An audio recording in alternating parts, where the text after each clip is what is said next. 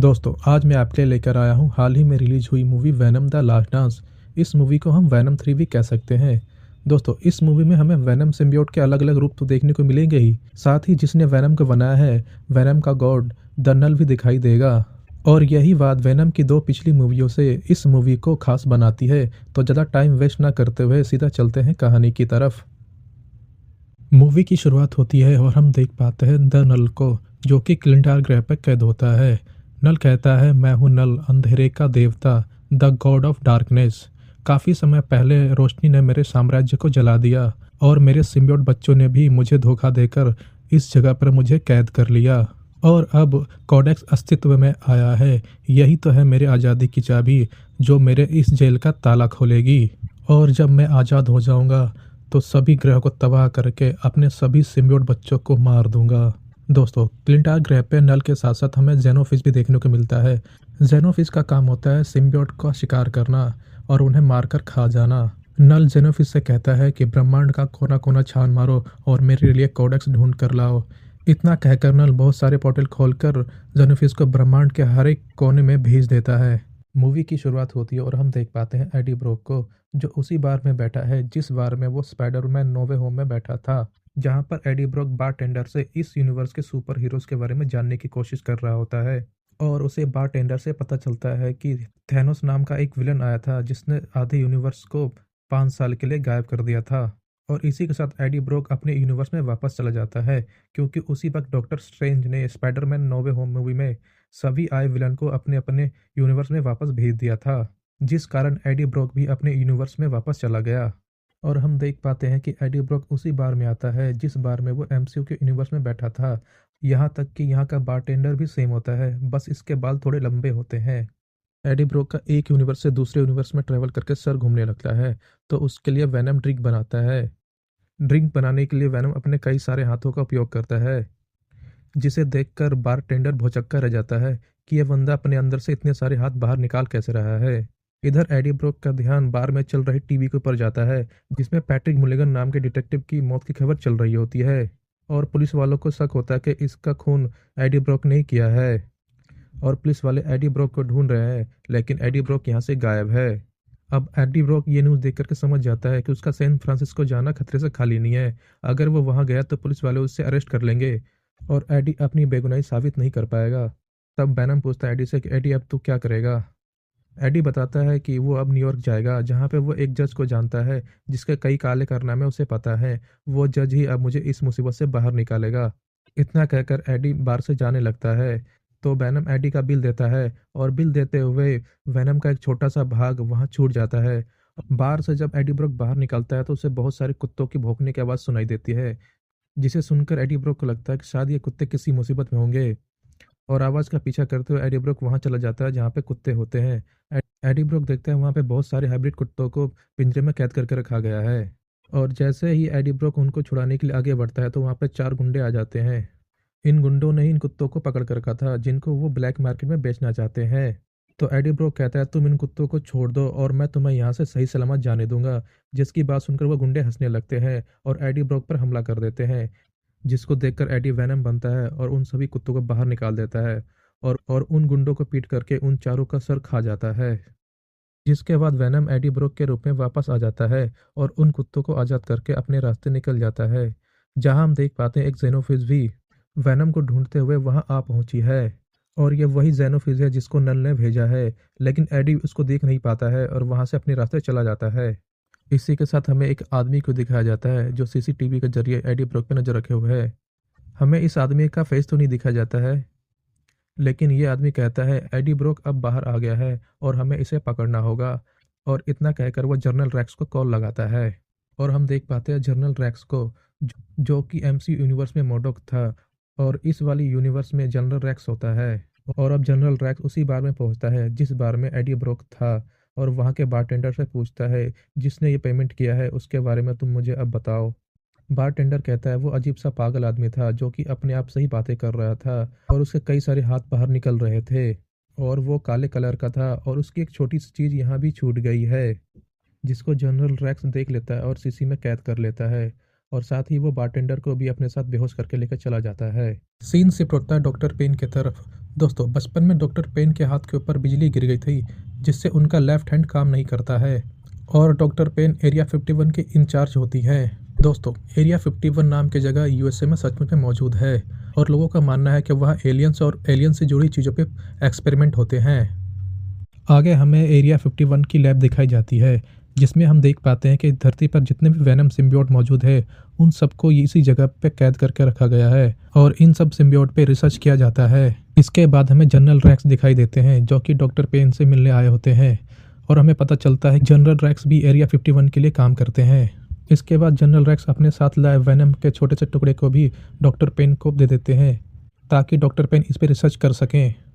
इसके बाद doctor pen general racks को किसी से मिलवाने जाती है और हम देख पाते ये कोई और नहीं बल्कि पैट्रिक मुलिगन है, जिसकी मौत की न्यूज़ हमने बाद में देखी थी। लेकिन पैट्रिक मुलिगन तो जिंदा है और एरिया 51 में है। डॉक्टर पेन कहती हैं जब हमें ये मिला तो ये मरा हुआ था, जिसके बाद हमने एक सिम्बियोट से इसका बॉन्ड करवाया और अब ये जिंदा है। दोस्तों हमें यहाँ पता चलता है एक वेनम सिम्बियोट अपने मरे हुए होस्ट को जिंदा भी कर सकता है। इसके बाद पैट्रिक मुलिगन अचानक से खड़ा होकर डॉक्टर पेन और जनरल रैक्स के पास आकर कहता है कि तुम लोगों के पास बहुत बड़ा खतरा आने वाला है। और ये बोलने वाला पैट्रिक मुलिगन नहीं बल्कि उनके अंदर का सिम्बियोट होता है। जनरल रैक्स पूछते हैं किससे खतरा है हमें। सिम्बियोट कहता है जिसने हम सब सिम्बियोट को बनाया है उसका नाम नल है और वो अंधेरे का भगवान है, द गॉड ऑफ डार्कनेस।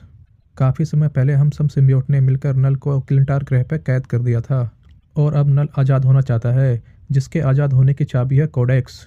और इसीलिए नल कोडेक्स को हर कीमत पे पाना चाहता है जिससे कि वो आज़ाद हो सके। इसके बाद सीन शिफ्ट होता है एडी ब्रॉक की तरफ, जो न्यूयॉर्क जल्दी पहुंचने के लिए वेनम सिम्बियोट बन के एक प्लेन से चिपक गया होता है।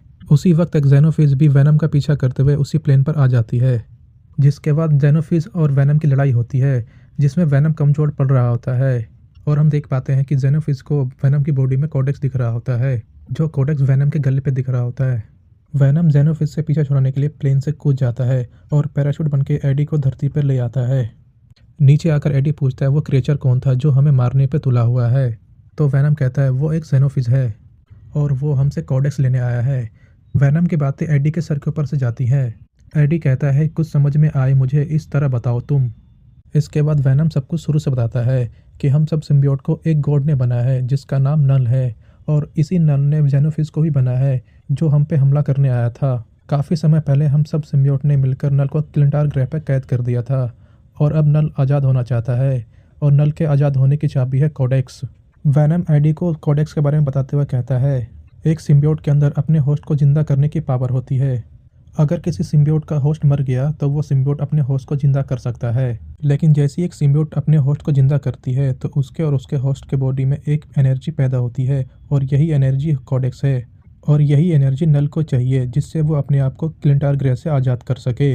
वेनम की बात सुन के एडी कहता है अच्छा हुआ हमारे पास कोई कोडेक्स नहीं है क्योंकि मैं तो कभी मरा ही नहीं। जिसके बाद वेनम कहता है एडी तुम एक बार मर चुके हो।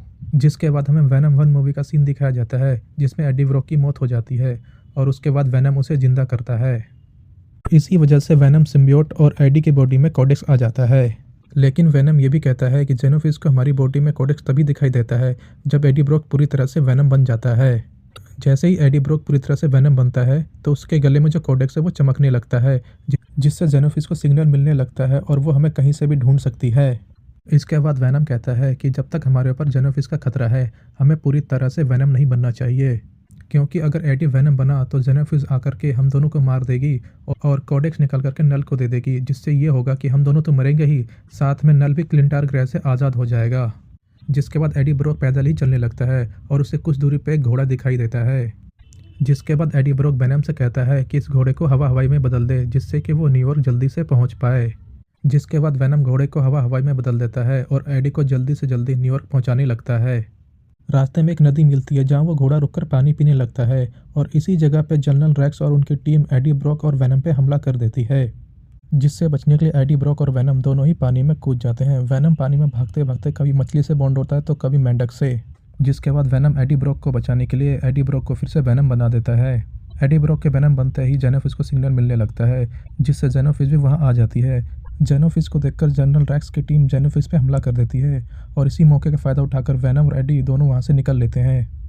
थोड़ी दूर जाने के बाद एडी ब्रॉक को मार्टिन नाम का एक आदमी मिलता है जो अपनी पूरी फैमिली के साथ वहाँ मौजूद था। एडी ब्रॉक पूछता है, तुम इस घने जंगल में अपनी फैमिली के साथ क्या कर रहे हो?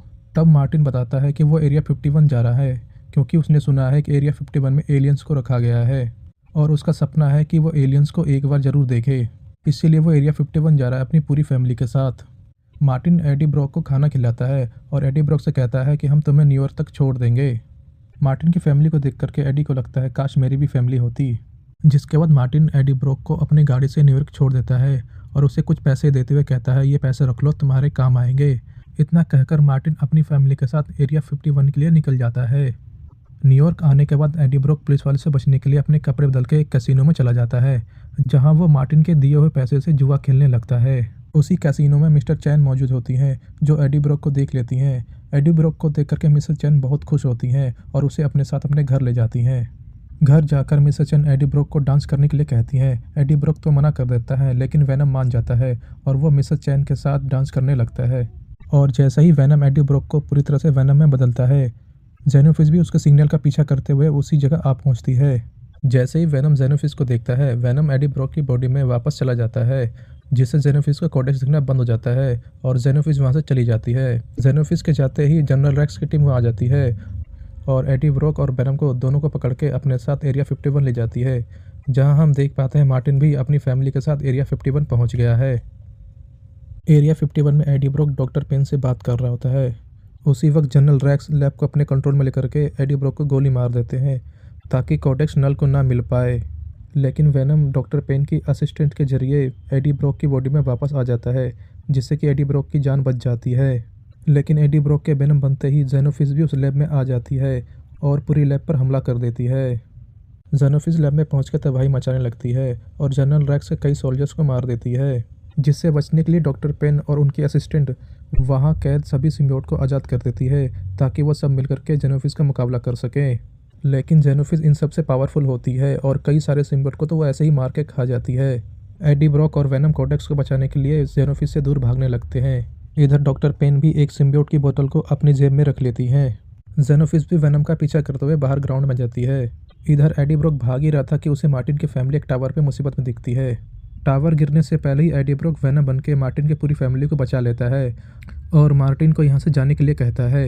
इधर सभी सिम्बियोट मिलकर जेनोफिस पर भारी पड़ने लगती है तो जेनोफिस भी अपने साथियों को बुलाने के लिए चिल्ला करके सिग्नल भेजती है। सिग्नल भेजते ही वहाँ कई सारे पोर्टल खुलते हैं जिसमें से जेनोफिस बाहर निकलती हैं। इतने सारे जेनोफिस देख करके एडी ब्रॉक भी बाकी सिम्बियोट की मदद करने के लिए जेनोफिस से लड़ने लगता है। इस लड़ाई में एडी ब्रॉक बहुत बुरी तरह से घायल हो जाता है। एक जेनोफिस तो एडी ब्रॉक को खाने वाला ही होता है लेकिन मार्टिन सही वक्त पर आकर एडी ब्रॉक को बचा लेता है। एडी ब्रॉक को घायल देख वेनम एडी ब्रॉक को थोड़ा साइड में ले जाता है और कहता है इन सबको रोकने का बस एक ही तरीका है जिसमें तुम्हें मेरा साथ देना होगा। इसके बाद एडी ब्रॉक फिर से वेनम बनता है। एडी ब्रॉक के वेनम बनते ही सभी जेनोफिस वेनम को घेर लेती हैं। जेनोफिस के घेरते ही वेनम अपने कई सारे हाथ बाहर निकालने लगता है और उन सब जेनोफिस को अपने अंदर मिलाने लगता है और सभी जेनोफिस को अपने अंदर मिलाकर के वेनम एक एसिड टैंक के नीचे चला जाता है। लेकिन एसिड ऑन करने से पहले वेनम एडी को बाहर निकाल देता है जिससे कि एडी की जान बच सके। एडी को बाहर निकालते ही वेनम एसिड ऑन कर देता है और उन सभी जेनोफिस के साथ वेनम भी खत्म हो जाता है। दूसरी तरफ डॉक्टर पेन भी अपने साथ लाइव वेनम सिम्बियोट की बोतल को तोड़ देती हैं और वेनम सिम्बियोट से बॉन्ड होकर के अपनी और अपनी असिस्टेंट की जान बचाती हैं।